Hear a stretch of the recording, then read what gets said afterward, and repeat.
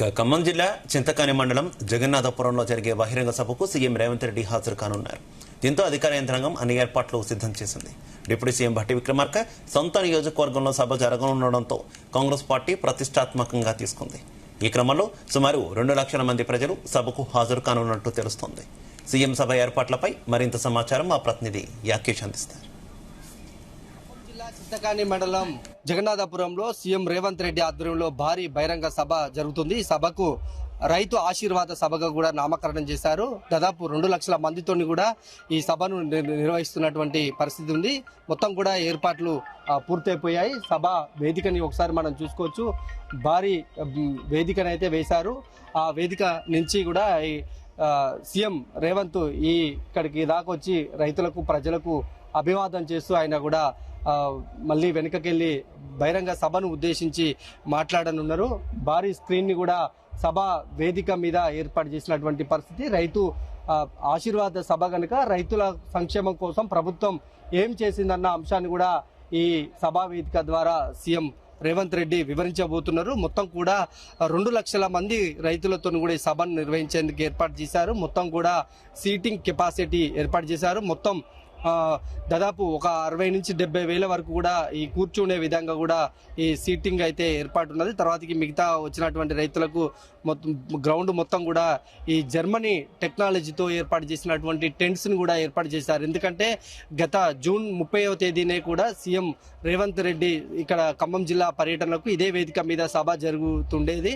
అయితే వర్షం కారణంగా కూడా సభ రద్దయింది. మళ్ళీ రద్దయిన సభను అదే వేదిక మీద కూడా ఏర్పాటు చేస్తున్నారు. ఒకవేళ భారీ వర్ష సూచన ఉంది కనుక జర్మనీ టెక్నాలజీతోని కూడా ఈ టెంట్లను ఏర్పాటు చేశారు. భారీ వర్షం వచ్చినా కూడా రైతులకు ఇబ్బంది లేకుండా, ఈ ప్రజలకు ఇబ్బంది లేకుండా సభను వీక్షించేందుకు కూడా ఈ టెంట్లను అయితే పూర్తి స్థాయిలో ఏర్పాటు చేశారు. ఎల్ఈడి స్క్రీన్లను కూడా ఏర్పాటు చేశారు. ఒకవేళ దూరంగా ఉండి సీఎం రేవంత్ రెడ్డిని మంత్రులను చూసేందుకు కూడా ఎల్ఈడి స్క్రీన్లను ఏర్పాటు చేశారు. ఆ స్క్రీన్ల మీద కూడా మంత్రులను సీఎంను చూసుకోవడానికి వీలుంటుంది. ఆ బహిరంగ వాళ్ళ ప్రసంగాలు కూడా వీక్షించడానికి అవకాశంగా ఏర్పాటు చేశారు. ఒకవేళ రాత్రి సమయం అయినా కూడా, అంటే మధ్యాహ్నం 2 గంటలకు సభ ప్రారంభమవుతుంది కనుక ఒకవేళ ఆలస్యం అయినా కూడా ఈ ఎల్ఈడి లైట్లను కూడా ఏర్పాటు చేసి సభలో ఎలాంటి ఇబ్బందులు లేకుండా చూస్తున్నారు. నిరంతరం జిల్లా కలెక్టర్ దివాకర్, అటు CP police commissioner Sunil Dattu కూడా ఎప్పటికప్పుడు సభ ఏర్పాట్లను పరిశీలిస్తున్నారు. మంత్రులు తుమ్మల నాగేశ్వరరావు, పొంగులేటి శ్రీనివాసరెడ్డి, అటు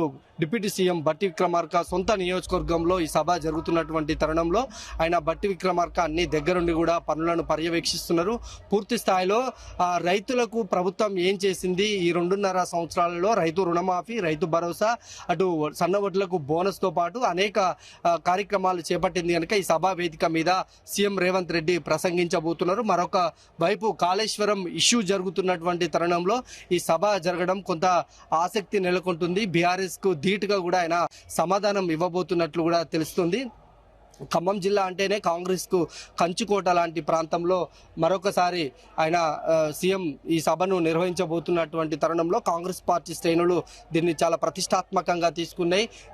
ఉమ్మడి జిల్లా నుంచి కూడా పెద్ద సంఖ్యలో కూడా ప్రజలను తరలించేందుకు కూడా ఏర్పాటు చేశారు. దాదాపు 3,500 ఆర్టీసీ బస్సులను వినియోగిస్తున్నారు. అటు ప్రైవేటు వెహికల్స్ ని వినియోగించనున్నారు. దగ్గరలో ఉన్నటువంటి రైతులందరినీ కూడా సభా ప్రాంగణానికి తరలించేందుకు కూడా పెద్ద ఎత్తున కూడా ఏర్పాట్లు చేశారని చెప్పుకోవచ్చు. ఒకవేళ భారీ వర్షం వచ్చినా కూడా ఇబ్బందులు లేకుండా అయితే తగిన జాగ్రత్తలు తీసుకున్నారని చెప్పుకోవచ్చు. ఇతర ప్రాంతాల నుంచి, అంటే వేరే జిల్లాల నుంచి కూడా ఈ సభకు ప్రజానికం తరలి వచ్చేటువంటి సందర్భంలో వాళ్ళకు కూడా ఏర్పాట్లు చేశారు. ప్రధానంగా పార్కింగ్కు ఇతర ప్రాంతాల నుంచి వచ్చేవారికి పోలీస్ శాఖ ఇప్పటికే ఏ రూట్లో వచ్చేవారు ఎక్కడెక్కడ పార్కింగ్ చేయాలనేది ఒక షెడ్యూల్ను కూడా విడుదల చేసింది. ఈ చింతకాని మండలంలో జరుగుతున్నటువంటి తరుణంలో ఈ ప్రాంతంలో వెళ్లేటువంటి మిగతా వాహనాలకు అనుమతి లేదు. ఉదయం 6 గంటల నుంచి రేపు అర్ధరాత్రి వరకు కూడా ఇతర వాహనాలకు అనుమతి లేదంటూ కూడా పోలీస్ శాఖ ఇప్పటికే సూచనలు చేసింది. అధికారులు, అటు నాయకులు, మీడియా వారికి మాత్రమే, వారి వాహనాలను మాత్రమే ఈ సభా ప్రాంగణానికి వచ్చేందుకు అయితే అనుమతిస్తున్నారు. ప్రధానంగా ఈ సభని ప్రతిష్టాత్మకంగా కాంగ్రెస్ పార్టీ అయితే నిర్వహిస్తా ఉంది.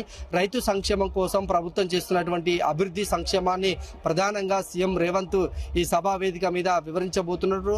అటు కాళేశ్వరం ప్రాజెక్టుకు సంబంధించి కూడా వివాదం కొనసాగుతున్నటువంటి తరుణంలో దీని మీద బీఆర్ఎస్ కూడా కౌంటర్ అటాక్ చేసే విధంగా కూడా ఆయన ప్రసంగం ఉండబోతుందని కాంగ్రెస్ నేతలు చెప్తున్నారు. ఇప్పటికే 2-3 పర్యాయాలు ఖమ్మం జిల్లాలో ఆయన బహిరంగ సభలు నిర్వహించినటువంటి తరుణంలో ఈ సభ అందుకు ప్రతిష్ట అంతకంటే పెద్దగా కూడా సక్సెస్ చేసేందుకు కాంగ్రెస్ శ్రేణులు అయితే ఉత్సాహంగా పనిచేస్తున్నారు. రేపు మధ్యాహ్నం 2 గంటలకు కూడా ఆయన సభా వేదిక మీదకి చేరుకుంటారు. సాయంత్రం వరకు కూడా దాదాపు 3 గంటల పాటు కూడా సీఎం రేవంత్ రెడ్డి ఈ వేదిక మీద ఉండనున్నారు. తర్వాతకి ఆయన మళ్ళీ హైదరాబాదు పయనం కానున్నారు.